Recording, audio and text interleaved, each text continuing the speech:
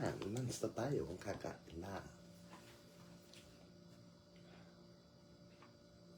Siyempre, kakain na yan.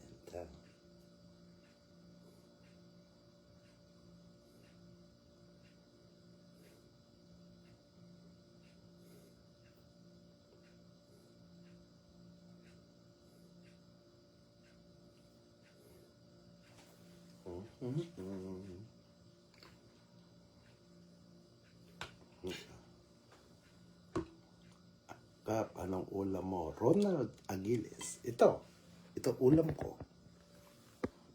Yan, isda. Sausawan ko ito. Tapos adobong kangkong. Yan, adobong kangkong yan. Yan ang ulam ko ngayong tanghalian.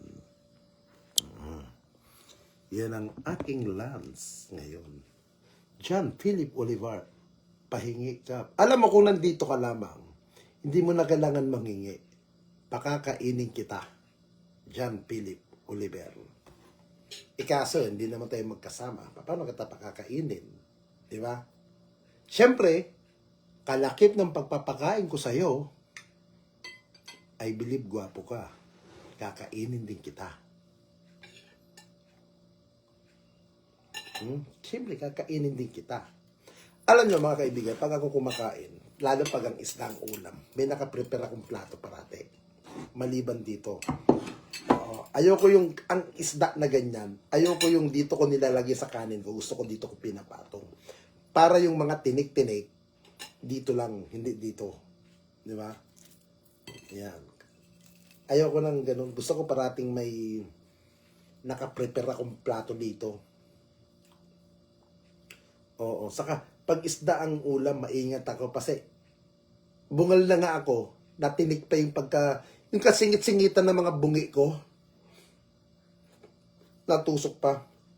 Nga, medyo nag-iingat ako sa mga,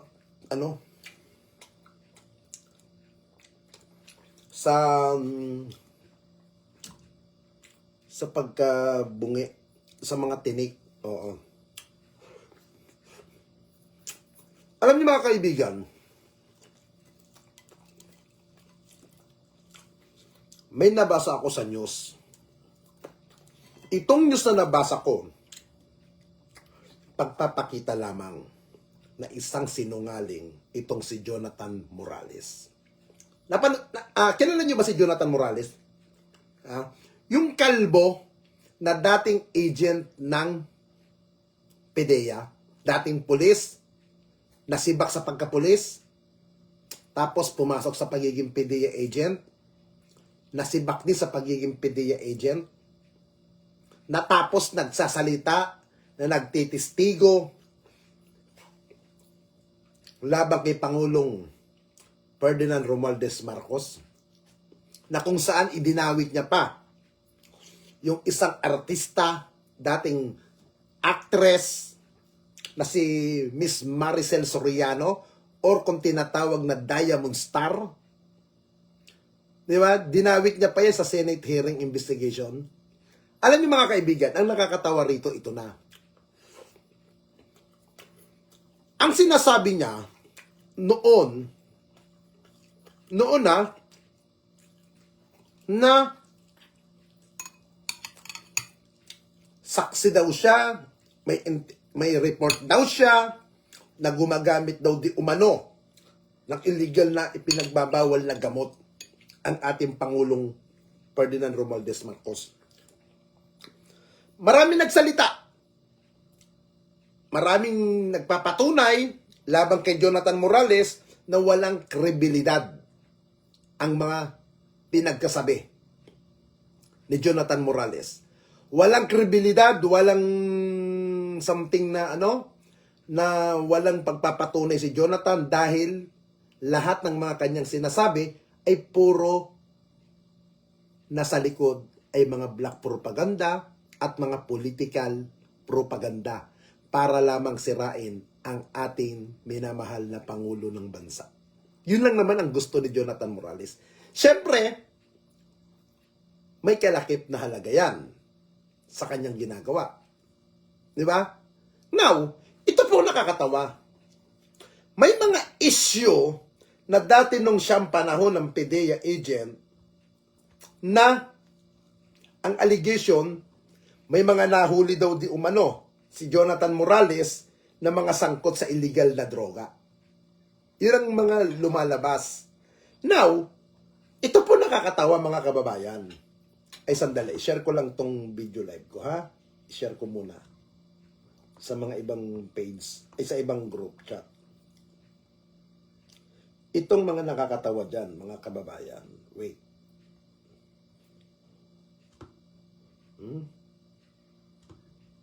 Share muna tayo.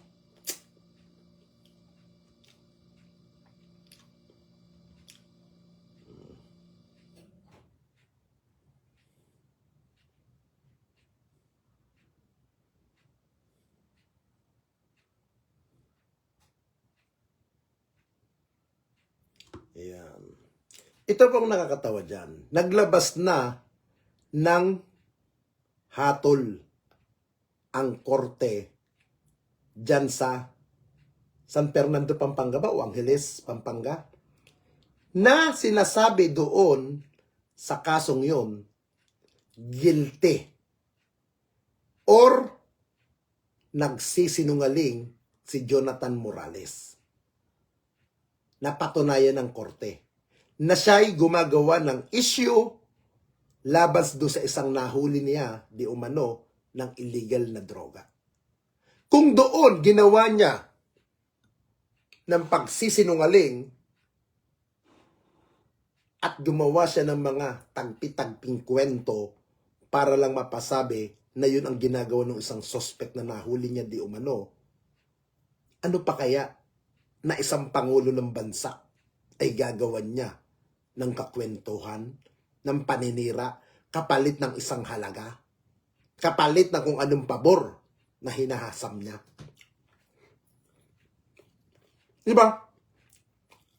Pati yung mga pulis sa matitino nadadamay sa kanyang ginagawang kasinungalingan. Diba?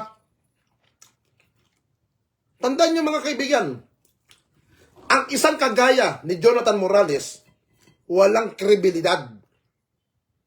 Diba? Walang kredibilidad. Kita niyo na lang.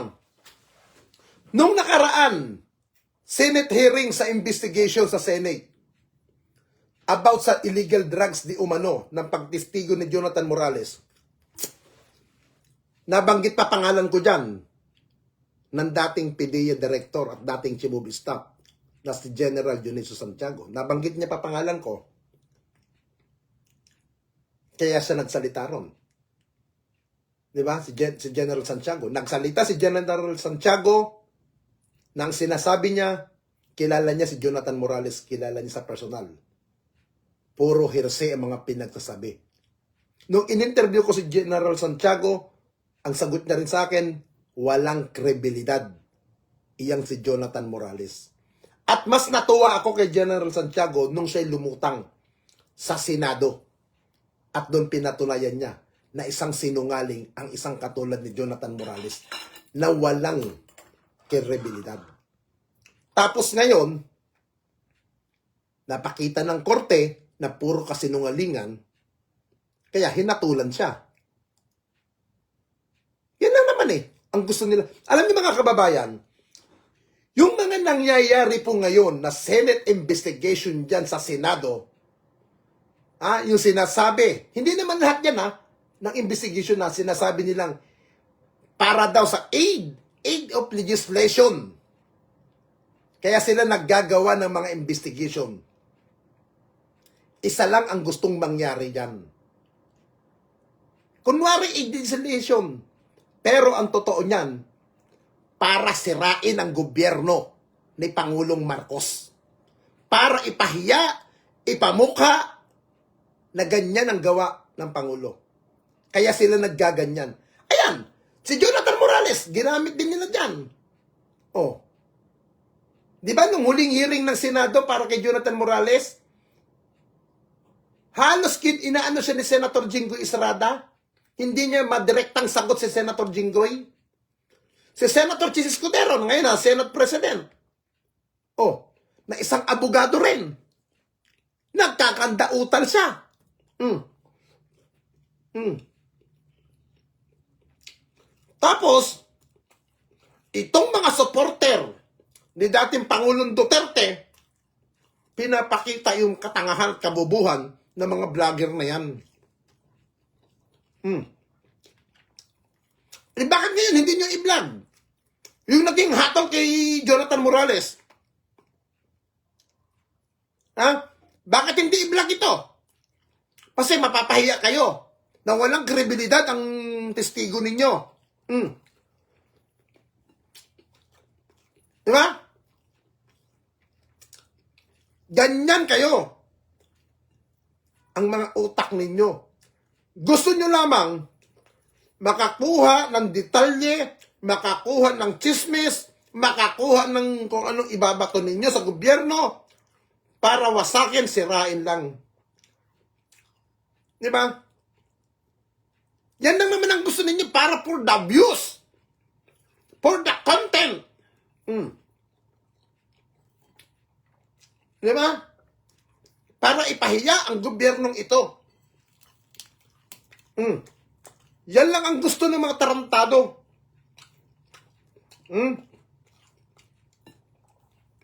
Na kung saan, nagtatrabaho naman ang administrasyon. Ako sinasabi ko nga mga kaibigan, hindi perpekto ang gobyerno natin. Alam mo sa, walang pumipigil sa'yo maging Duterte ka dyan. Karapatan mo yan kung kanino ka sumusuporta. Karapatan mo yan, kaibigan. Pero, ipinapakita mo ang pagkatanga mo, ang pagkabobo mo. Doon ka pala sumusuporta. Alam mong antay ako sa kanya ngayon. Bakit dito ka nanonood? Bakit dito ka pumupunta? Kung hindi ka matangat, bobo. Oh. Diba? Doon kayo pumunta sa mga kapartid ninyong vlogger. Doon. Hindi yung, alam nyo nang maka-administrasyon ako, maka-government ako. Dito kayo pumupunta. Wala kayong maririnig dito sa vlog ko na pupuri sa dating Pangulo. Ha? Kung ayaw mong kitang i-block, magkusa ka ng maglib dyan. Hindi ko inimisyon ng pangalan mo, ungas. Tapos ikakaption mo yung video pag binanggit ko pangalan mo. Alam ko na yung ganyang galaw mo. I-block mo na nga yung ungas na yan.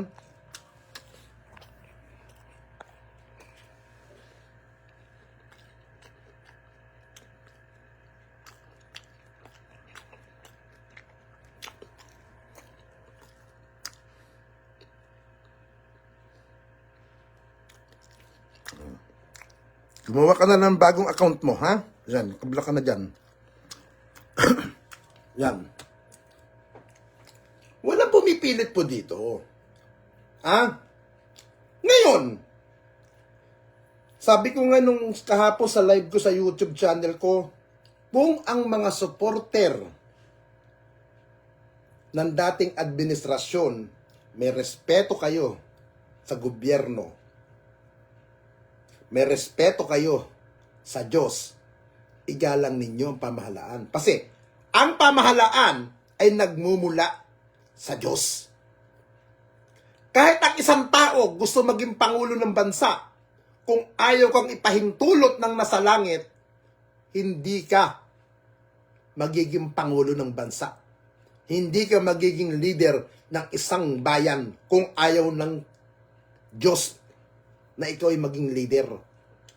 Ako'y naniniwala at nasa Biblia naman yan na ang pamamamalakad ni Pangulong Ferdinand Marcos Jr. ay nagmumula sa Diyos. Yan ang hindi nyo matanggap.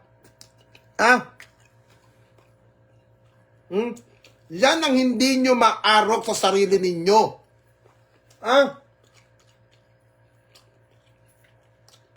Galit pala kayo sa gobyerno. Di ba? Galit kayo sa liderato ni Pangulong Marcos. Bakit kayo humingi ng tulong sa gobyerno? Ba't hindi kayo humingi ng tulong doon sa, kung alam nyo sa kayo umaano? Oh. Diba? Respeto lang ang gusto. Ha? Rumespeto tayo sa gobyerno. At yan ay obligasyon natin mamamayang Pilipino.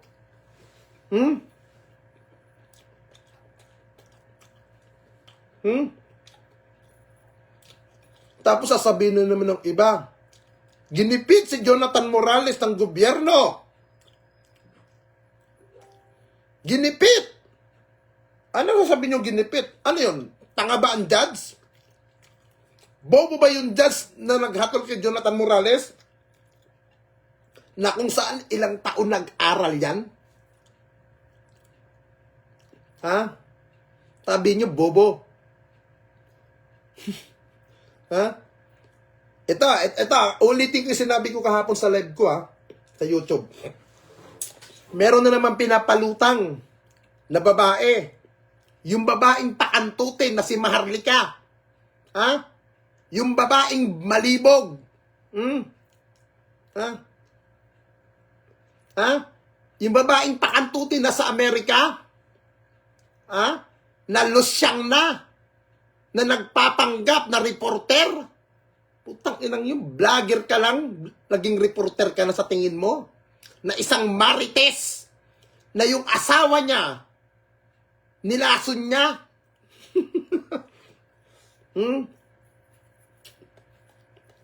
Ito na nakakatawa.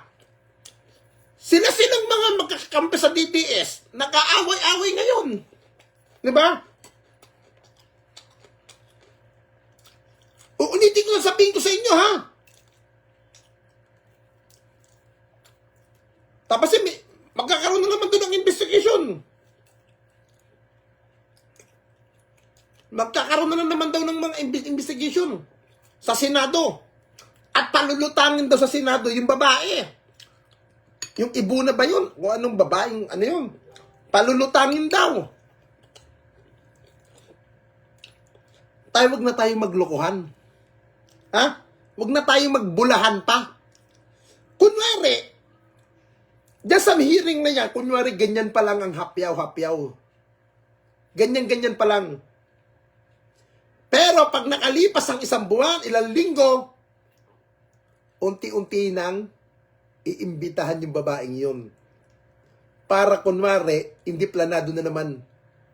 Alam nyo, ito po suggest ko po kay Senator Bato. Boss, ako wala akong galit sa'yo, sir. Ikaw, sabi ko nga si Senator Bato, napakabuti yan, kaibigan. Mabait na kaibigan yan si Senator Bato. Pag may mga inilalapit ako sa kanya, ng mga pasyente na nangangailangan ng medical assistant, talaga naman na wala kang masasabi na hindi ka mapapahiya sa office ni Senator Bato. Hindi ka marireject. May mga kaibigan kasi ako na, nyo, baka pwede mo kaming ilapit kay Senator Bato para lang sa medical assistant. Wala akong masabing negative kay Senator Bato pag may mga ganyang pasyente ako na ilapat. Napakabilis aksyonan. Pero, ang hindi ko lang nagugustuhan ngayon kay Senator Bato, itong mga nangyayaring hearing. Na dapat man lang sana, bago niya patulan yung mga nag-aakusal laban sa gobyerno, yung kesyo, mga ano, dapat alamin ng mabuti. Dapat suriin mabuti. Mayroon bang kredibilidad ang taong pagsasalitain sa Senate? Mayroon bang talagang nalalaman niyan? May knowledge ba talaga? Yung mga ganun. Hindi yung narinig lang sa social media. May nakita lamang mga ganito, ganyan. Biglang anuhin. Diba? Sayang ang oras. Mabuti sana kung ang nangyayaring Senate hearing investigation na kung anong investigation na yan, may napapala ang taong bayan. Diba? Tandaan niyo mga kababayan, ang Senate investigation mula sa pagkain, sa merienda na nakikita natin habang nagkakaroon ng investigation, may mga kumakain dyan. Pera ng bawat Pilipino yan. Pondo ng sambayan ng Pilipino. Di ba? Sana, bago pa ulutangin sa Senado kung ano man ang agenda, dapat inaalam mabuti, hindi yung basta na lamang pagsasalitain dyan sa Senate investigation na wala naman talagang alam kung hindi ang plano lang ipahiya at pabagsakin ng gobyerno at kumuha lamang ng simpatya sa social media. Kagaya na lang ng itong nangyari kay Jonathan Morales, kung ano-ano mga kuda, kung ano-ano mga pinangalanan. Tapos magugulat tayo, yung kaso niya sa Pampanga, guilty. At lumalabas, puro kasinungalingan ang pinagsasabi ni Jonathan Morales doon sa taong inakusahan niya na nagdusa doon sa loob ng kulungan. May ibabalik pa ba yung reputasyon ng tao na sinira niya? Hindi na. Diba? Kaya, alam niyo mga kababayan, bago tayo maniwala sa mga pinagsasabi ng mga kuno ng mga sasalita niya sa Senado, dapat suriin mabuti ng sino mang senador, sino man chairman, sino man ang member ng komite na nang hindi magkahiyaan. At kung sa tingin ninyo, totoo talagang may nalalaman ng taong yan, dalhin nyo na sa Kongreso ang kaso. I-file nyo ang impeachment laban sa gobyerno ni Pangulong Marcos. Kung sa tingin ninyo may sapat kayong ebidensya at matibay na witness yan, i-file ninyo sa Kongreso. Kasi doon naman ang impeachment eh. Bago mapunta sa Senado yan, Congress muna. Di ba? Huwag niyong sasabihin sa mga pro Duterte na walang mag-i-sponsor ng impeachment. Isang kaululan yan sasabihin ninyong yan. Unang-una, nandiyan si Gerson Alvarez. Si Pantaleon Alvarez, na dating House Speaker, na sanggang dikit kay dating Pangulong Duterte yan. Nandiyan si Pulong Duterte, na siguro naman pag may nag-file ng impeachment laban sa gobyerno ni Pangulong Marcos, baka manguna pa si Pulong Duterte na mag-sponsor ng impeachment. Di ba? Dapat alam niyo sa Senado, alam niyo ako nananawagan sa mga senador, congressman,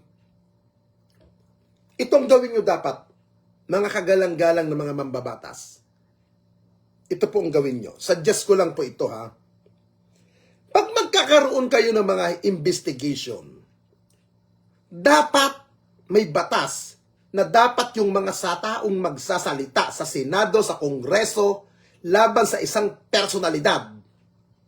Kung gaano kayo magagaling magtanong, kung gaano kayo kahusay, mag-abogado sa mga committee hearing, dapat ganun din kayo kahusay mag-urirat ng tao bago nyo palutangin sa mga investigation na ginagawa ninyo. Hindi yung dahil kalaban nyo ang gobyerno, hindi kayo pabor sa pamamalakad, dahil nasasagasaan kayo. O ito may nagsasalita laban sa gobyerno, palutangin natin to. Diba? Paano pag hindi na tatayuan yan? Hinahati-hati lang natin. Pinagwawatak-watak ninyo ang bansa. Di ba? Pinag-aaway-away nyo ang mga tao.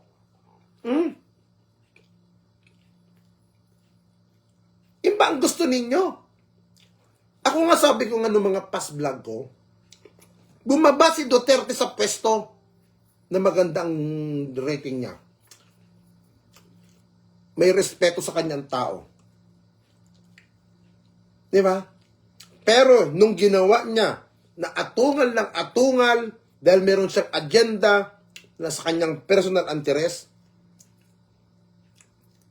kita niyo mga kababayan, naglalabasan ng mga negative issue laban kay dating Pangulong Duterte na tayo hindi natin akalain na may mga ganun palang bahong ginawa ang dating administrasyon. Di ba? Hindi natin akalain. Ngayon ko lang napagtanto, Ako, bumilib ako kay dating Pangulong Duterte nung time na second peace city of the Philippines sa buong Asia ang Davao.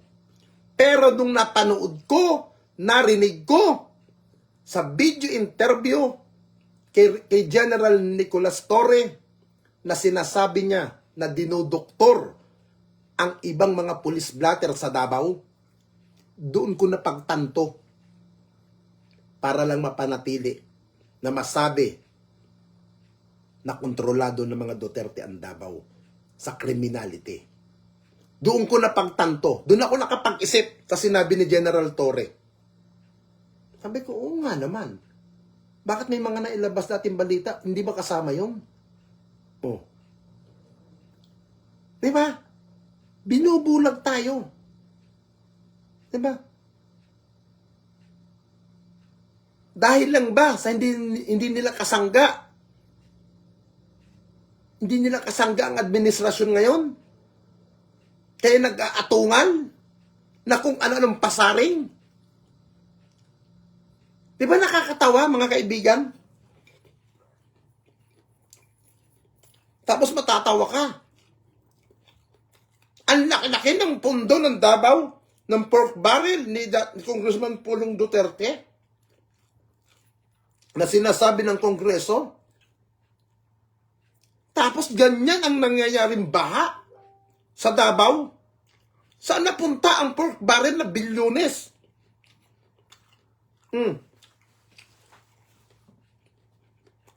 Diba nakakagulat? Nakakawindang. Diba? Minsan, bilib tayo sa tao yung mura ng mura kay dating Pangulong Duterte. Akala natin talagang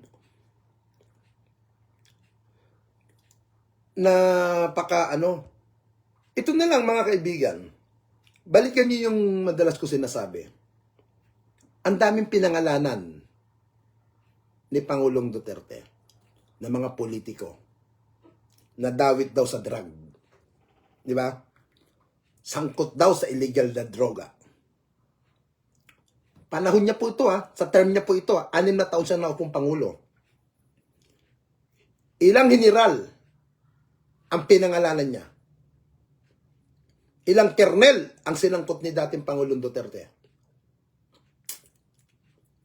Mayor, gobernador, congressman, mga judge, pinangalanan niya ni Pangulong Duterte na mga sangkot, mga drug protector. Ito ang hamon ko sa mga pro-Duterte vlogger. Sa mga pinangalanan ni dating Pangulong Duterte sa drug list niya, ilan ang nahatulan doon na napatunayan? Yun lang. Simpleng katanungan ko lang, sa mga Duterte vlogger. Sa daming pinangalanan ni dating Pangulong Duterte sa narco-list, ilan ang nahatulan doon at napatunayan na sangkot sa illegal na droga? Kahit isa lang. Magbanggit kayo. Ang sagot ko dyan, simple. Ni isa, walang nahatulan. Walang napatunayan. Kasi, hearsay, gawa-gawang kwento. Di ba? Papaano yung mga anak ng general? Papaano yung mga anak ng pulis? Papaano yung mga anak ng mayor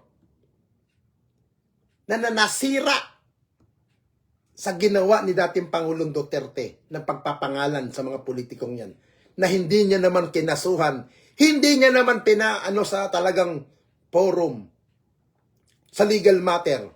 Bagkos, nagsalita lang. Ha? Di ba nakakaawa yung mga anak nun? Yung mga apo na walang kinalaman sa away politika? Di ba?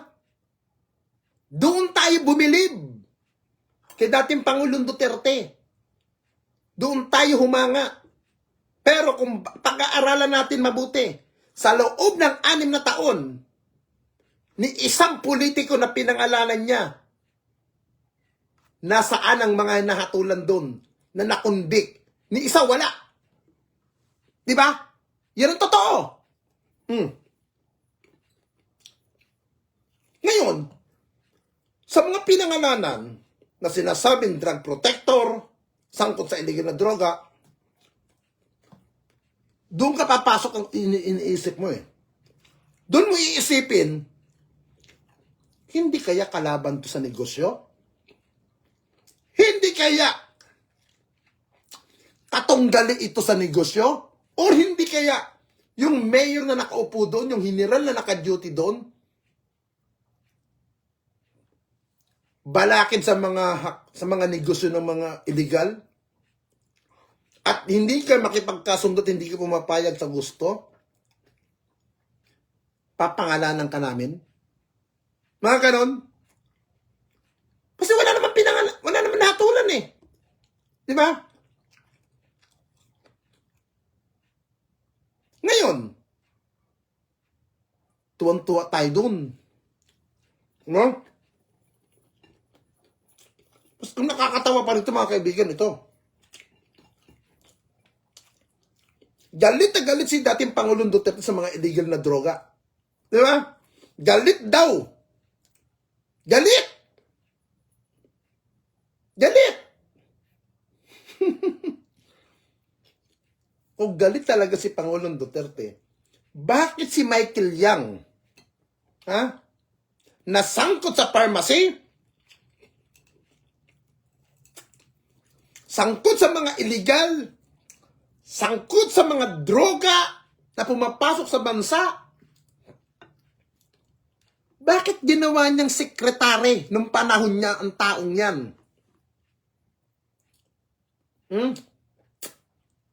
Bakit ginawa ni dating Pangulong Duterte? Bakit? Nagtatanong lang. Galit siya sa mga illegal na drugs. Bakit yung isang sekretary niya na si Michael Yang, nakasalukuyan, hinahanap ng alagad ng mga batas?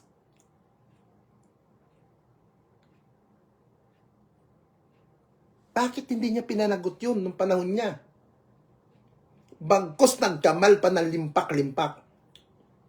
Ha?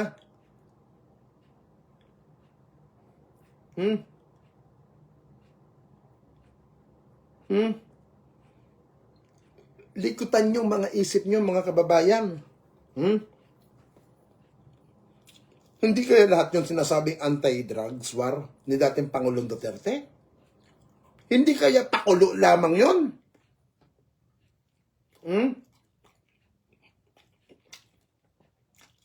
Ha? Ay, sa nagtatanong dyan, nagre-research ka po ba? Sa nagtatanong, hindi na kita babanggitin ang pangalan mo. Kung sa tanong mo, kung nagre-research ako, ito lang sagutin mong tanong ko sa'yo. Ha? Sa lahat ba ng napangalanan ni Pangulong Duterte sa narcolis? Sa droga, sa mga general, sa mga mayor, politiko, at mga judge? Isa ba doon, lahat ba yun mga nahatulan? Napatunayan ba sa korte? Ha? Doon sa nagtatanong kung nagre-resist ba ako, sagutin mong tanong ko. Yung makatotohanan na nasagot yung makatotohanan.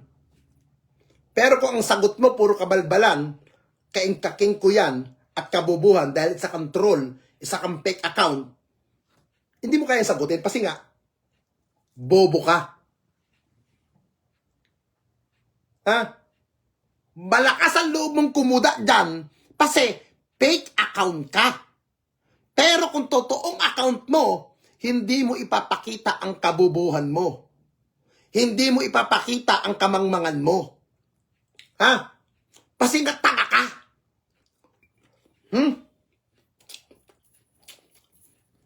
Ha? Tapos sasabihin nyo, bayani si Jonathan Morales. Pre!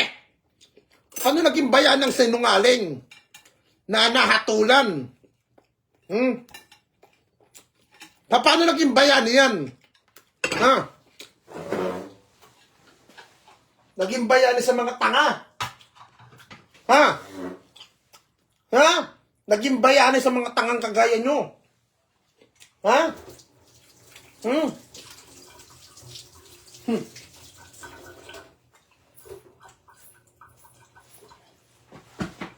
Tapos sasabihin nyo,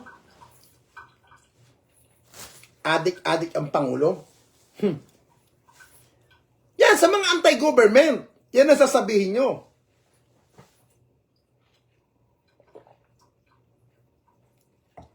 Ito nakakatawa mga kaibigan. Nung panahon ni dating Pangulong Cory Aquino, ni dating Pangulong Ramos, dating Pangulong Erap Estrada, dating Pangulong Benigno Aquino, Simeon Jr., at dating Pangulong Duterte, halos lahat ng, alam nyo sa mga past administration, mula kay Cory hanggang kay dating Pangulong Duterte, balikan nyo ito mga kaibigan. Balikan nyo to. Nung mga dating namuno yan, wag muna natin isama si PBBM. Nung panahon ng mga dating Pangulong yan, nagrarally ang mga makakaliwa. Makabayan Black, rally. Pero, ngayon sa panahon ni Pangulong Marcos, hindi ganun kalala ang rally ng mga aktivista. Yung kilala natin Makabayan Black sa Senado, sa Kongreso. Hindi ganun kalala. Bakit? Siguro nakikita nila na kahit papaano kumikilos ang gobyerno ni Pangulong Marcos para unti-unting matugunan ang mga pangangailangan ng ating mga kababayan. Hindi man perpekto ang gobyerno, nare-realize din siguro ng mga makakaliwa na ang gobyernong ito umiikot. Pumupunta sa mga liblib na nayon, sa mga liblib na lugar para kunin kung ano ang gustong mangyari ng mga kababayan natin. Diba? Yan ang hindi nagawa ng mga past administration. Kaya nga siguro hindi nagraraling mga Makabayan Black sa administrasyon na to. Kasi, ultimo sila sa Kongreso, nabibigyan sila ng pagkakataon ng magsalita. Hindi sila pinuputol sa Kongreso. Napakalaking pagbabago na nakikita na yun. Alam niyo mga kaibigan, hindi naman porke naghihirap ang isang tao, hindi porke ang isang tao walang makain, sa gobyerno na natin iaasa, mali ho yan. Mali. At hindi po kasalanan ng isang tao na ikaw ay pinanganak na isang kapuspalad, isa kang mahirap, na salat sa buhay. Hindi po kasalanan sa Diyos yan. Hindi po kasalanan. Alam niyo kung anong kasalanan sa Diyos? Sa haba ng binuhay mo sa mundong ito, sa haba ka ng panahon na naglagi dito sa mundong ito, hindi ka man lang umangat sa buhay, hindi ka man lang guminhawa sa buhay, kung sa ano ba wala ka man lang pag-improve sa buhay, at mamamatay ka, na isa ka pa rin. Ganun ang kalagayan mo. Yun ang malaking kasalanan sa Diyos. Diba? Sinabi nga sa Biblia mga kaibigan, pakainin ang nagugutom. Diba? May mababasa tayong na talata. pakainin ang nagugutom. At meron din talata sa Biblia, huwag pakakainin ang mga taong tamad. Huwag pakakainin ang mga taong hindi nagsusumikap. Hindi ba magka-contradiction yung sinabi ng ating Panginoon? Ngayon, mga ganito ang ibig ko sabihin, mga kaibigan. Sa sinabi kong ganun words, hindi obligasyon ng gobyerno na tayo pakainin ng pakainin. Hindi obligasyon ng gobyerno na tayo ay bigyan ng marangyang buhay. Tayo ay magsumikap dahil ang gobyerno po ang umaasa sa ating mamamayan sa paraan ng pagbabayad natin ng buwis. Tayo nagbabayad ng buwis, ang gobyerno umaasa sa atin. Ngayon, kung may isyong nagnanakawan ng nasa gobyerno, wala na tayong pakialam doon. Ang point natin dito, ginanampanan natin ang ating tungkulin bilang simpleng mamamayan.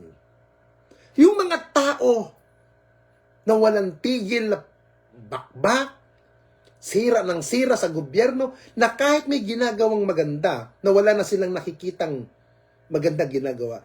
Yan yung mga tao na sa araw-araw ng ginawa ng Diyos, na wala silang nakikitang mabuti, kung hindi puot at galit.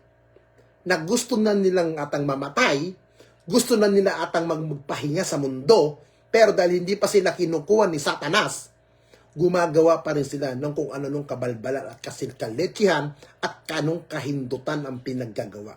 Kaya mga kaibigan, ang isang kagaya ni Jonathan Morales na walang kredibilidad, na napatunayan naman sa korte ng Pampanga, na isang sinungaling, isang mapaggawa ng kasinungalingan para lamang manira ng reputasyon ng isang tao. Ngayon, putak pa rin ang putak laban sa gobyerno. Ito po, nagtataka lang ako. Bakit hindi nyo inaalam muna sa Senado? Dapat bago nyo palutangin ang mga taong gusto nyong pagsalitain laban sa gobyerno, dapat isa-isahin nyong i-check ang background, isa-isahin ninyong alamin, yan ba ay may kapasidad na mga sinasabi niya ba ay totoo? Kasi, kung wala kayong ganun, walang kwenta ang inyong ginagawang Senate investigation. Sayang ang oras, sayang ang panahon, at higit sa lahat, sayang ang pondo na ginagamit sa mga Senate investigation. Alam niyo mga kaibigan, next year election na. Ito po, bago ako matapos sa live. 2025 election na. Lagi niyong tandaan, mga kaibigan, kung kayo'y buboto ng senador, ngayong 2025, tiyakin nyo na ang iboboto ninyo, yung may utak, may dunong, at higit sa lahat, hindi yung action star. Hindi yung magaling pumutok ng baril, hindi yung magaling kumasa ng baril. Hindi po yun ang kailangan sa Senado. Ang kailangan natin sa Senado, yung alam niya ang kanyang tungkulin bilang senador. Dahil ang tungkulin po ng senador, gumawa ng batas. Hindi magbutas ng upuan. At hindi yung magsusuklay ka ng bigote mo sa Senado. Nakakahiya yun. Senador, nagsusuklay. At ang gusto ng senador, lahat ng usapin sa Senado ay maging Tagalog. Wala bang nanonood na international sa atin sa Senado? Magandang araw po sa inyo lahat, mga kapatid. Mag-lunch na po tayo.